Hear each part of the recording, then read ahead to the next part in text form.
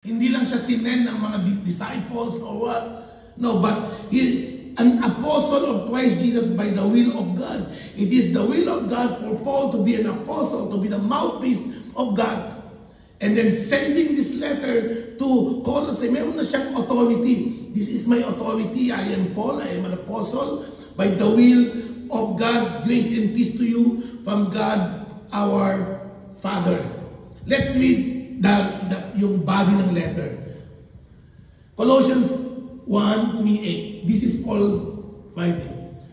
We always thank God, the Father of our Lord Jesus Christ, when we pray for you, because we have heard of your faith in Christ Jesus and of the love you have for all God's people. The faith and love that is spring from the hope stored up for you in heaven, and about which you have already heard in the true message of the gospel that has come to you.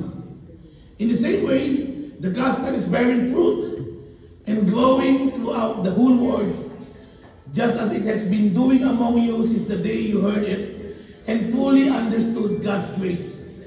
You learned it from Epaphras, our dear fellow servant, who is a faithful minister of Christ on our behalf, and who also told us of your love in the Spirit. Heavenly Father, Lord, we thank you for the opportunity that we could come together and look at your word, Lord. Thank you, Father, that the two Colossians, you will speak to us of your will, that you will reveal Jesus to us, Lord God, the real Christ, your Son, our Savior, Lord, our Redeemer, fully God, fully human. Thank you, Lord. Allow the Holy Spirit, Lord, anoint me so I can preach your truth, Father God, with power, Lord God, not by my sound argument, but by the work of your Holy Spirit, Lord God. In Jesus' name, amen and amen. Let me introduce you to a guy named Tony. Tony, he is married with a couple of kids. Dalawa po yung anak niya. He is somewhat regular in the church. But if Tony had to be honest, Tony would say that he doesn't really see the point of going to church. Ano po yung pagpunta ng church, sabi niya. It's not that, he wants to be in another religion, like Muslim or Buddhist. It's just that he doesn't see the point of church. He doesn't see anything remarkable happening in his life since becoming a Christian. So sabi niya, wala naman nagbabago sa akin. Ano bang exciting niya sa buhay ko? What's the point of going to church?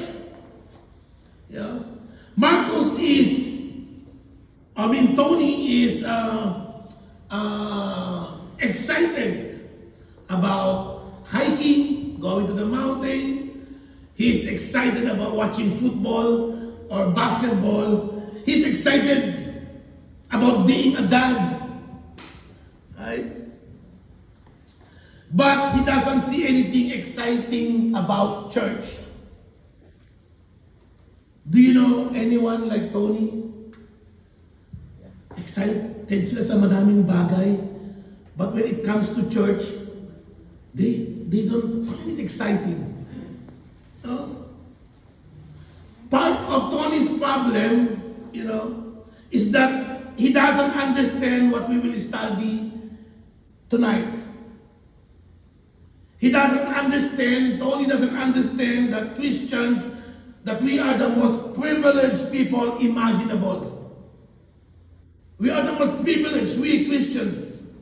He doesn't understand that the infusion of this faith, hope, and love that Paul was saying here, which we'll study tonight, is the most notable phenomenon that has ever occurred within anyone, and it happens to people who are converted to Christ.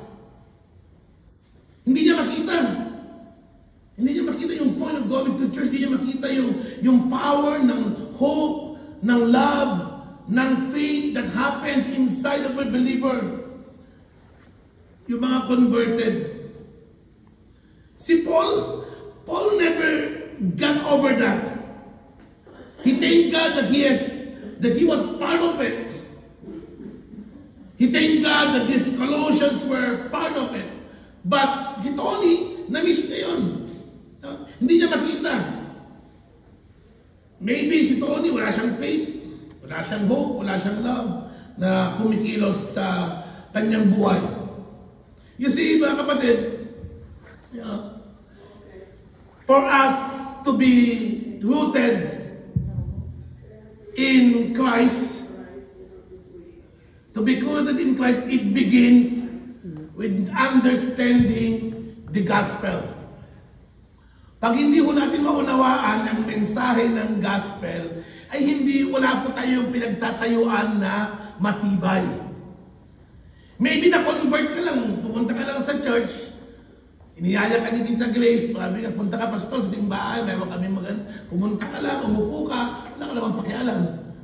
No? Hindi mo nakikinig ka, mensahe, hindi mo naman ini-internalize, hindi mo naiintindihan. Pumupunta ka dito, pero hindi mo naman tunay na nauunawaan kung ano ang gospel. Ano ba ang gospel, Pastor? Palagi yung sinasabi yan. Ito yung gospel. Sabi ni Paul, Romans 1:17, for in the gospel, the righteousness of God is revealed. A righteousness that is by faith from first to last.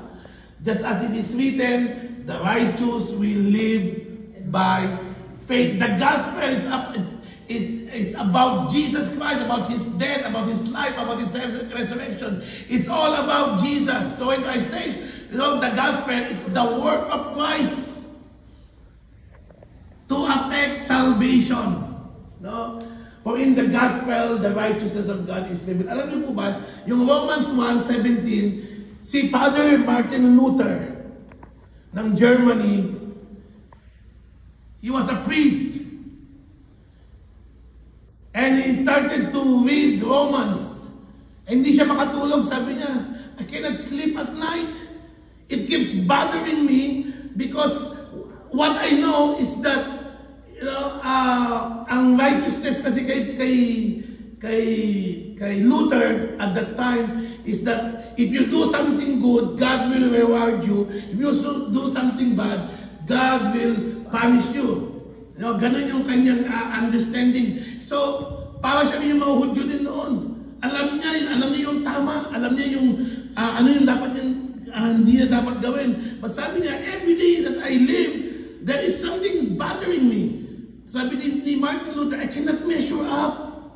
I know that inside of me, I'm rotten. Mayroon akong sin. Hindi maalis. Sabi niya. And then started to read Romans 1:17.